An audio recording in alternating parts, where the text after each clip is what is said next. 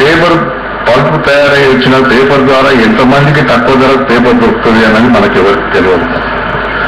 ఎందుకంటే పెద్దలు ఉన్నారు, నేను ఎక్కువసేపు మాట్లాడగానే ఒక్క విషయం నేను చెప్తాను. సిమెంట్ కార్పొరేషన్ ఆఫ్ ఇండియా యొక్క సిసిఐ యూనిట్స్ ఉన్నన్ని రోజులు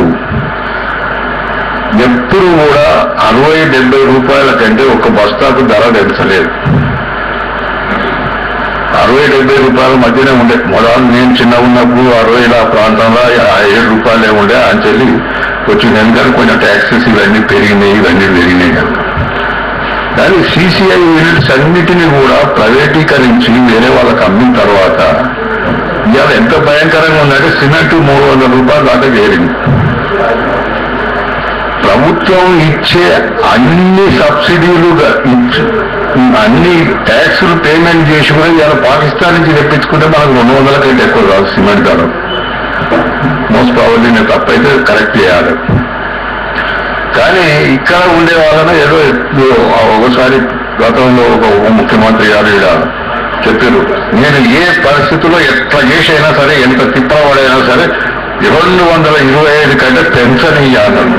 అమ్మాయి ఎక్కడి పని చేయదు. ఇది ప్రభుత్వాలు కూడా ఈ వ్యాపార సరళి పోతున్నాయి తప్ప ప్రజలను మభ్యపెట్టడానికి పోతున్నాయేమో అని నాకు ఒక కనపడతా ఉన్నాయి. దాని మీద ఇవాళ మనకు వాటితో పాటు ఆ కార్మికుల హక్కులతో పోరాటంతో పాటు యాజమాన్యాలు చేసే విషయాలు కూడా మనం వాటి గురించి ఏం జాగ్రత్తలు ఉంటాయేమో నాకైతే తెలియదు. కానీ పెద్దలందరూ మాట్లాడతారు. మరి వాళ్ళు దాంట్లో అనుభవం ఉన్న వాళ్ళు దాన్ని ఏ విధంగా సరి చేయాలన్నది వాళ్ళు చెప్పాలి, కానీ నేను చెప్పలేను. నాకుండే అనుభవాలు. మనం మామూలుగా మనందరికీ తెలుసు ఉప్పు సత్యాగ్రహం జరిగింది. ఎందుకంటే ఉప్పు మీద ఇంగ్లీష్ వాడు పన్ను వేస్తే ఉప్పు సత్యాగ్రహం జరిగింది. ఉప్పు అంటే ఏంటంటే వైల్డ్ క్రాప్. అది ఆ సముద్రం నీళ్ళు అన్నకు వస్తే మడి కడతారు, అలా ఆ నీళ్లు వేరుకుంటే తెల్లార వరకు అది ఉప్పు అయితే తర్వాత తీసి అమ్ముతారు. అట్లాంటి ఉప్పును కూడా ఇవాళ అయోడైజ్డ్ ఉప్పు అనే పేరు. అయోడైజ్తో ఏం చేస్తారంటే ఒక పెద్ద బట్టి లెక్క పెట్టి దాంట్లో కింద అయోడైజ్డ్ మంటలో పెడతాం. అంతకంటే అంత చేసేది ఏం లేదు. మనం ఇటు గుజరాత్ కానీ ఇటు పోతుంటే సముద్రం కొట్టేబడి కానొస్తాయి. ఈ ఉప్పు వచ్చినప్పుడు మొదలు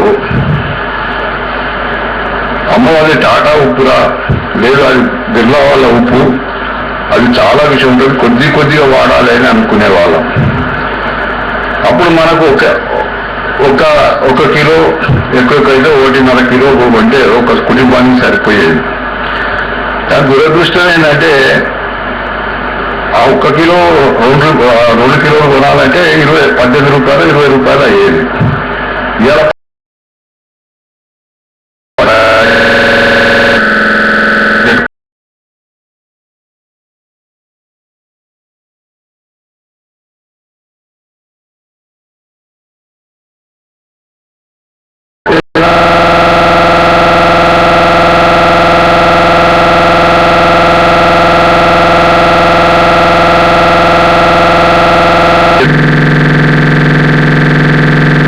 రూపాయి కిలో కంటే ఎక్కువ పడకపోవచ్చు.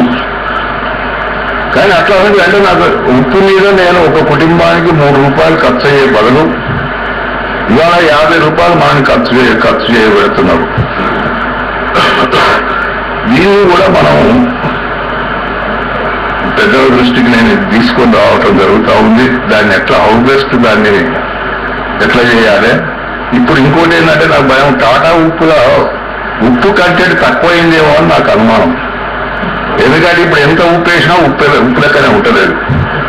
నా భార్య నన్ను తిడుతుంది, ఏది నీకు ఇప్పుడు పిచ్చిలేసింది, అంత ఉప్పు వేసినా ఇంత వేసినా టాటా ఉప్పు ఉంటుంది, ఎంత టాటా ఉప్పు తిన్నా కానీ అది ఉప్పు లెక్కనే ఉంటలేదు.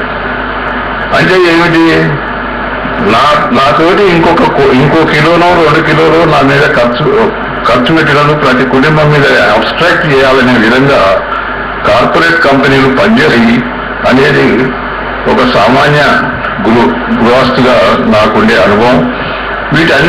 వీటితో పాటు కార్మికుల జీవితాలు ఎట్లా ఉన్నాయో పెద్దలు వేదకుమార్ గారు చెప్పారు.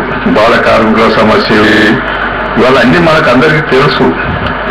వాటన్నిటి మీద ఎట్లయితే సాధ్యాసాధ్యాలు ఏమిటి కథ అన్నది ఇప్పుడు మనం చర్చలో తెలుస్తుంది. దాంట్లో చాలా నిష్ణాతులైన ఒకళ్ళందరూ వచ్చారు. మరి ఇప్పుడు అది లిస్ట్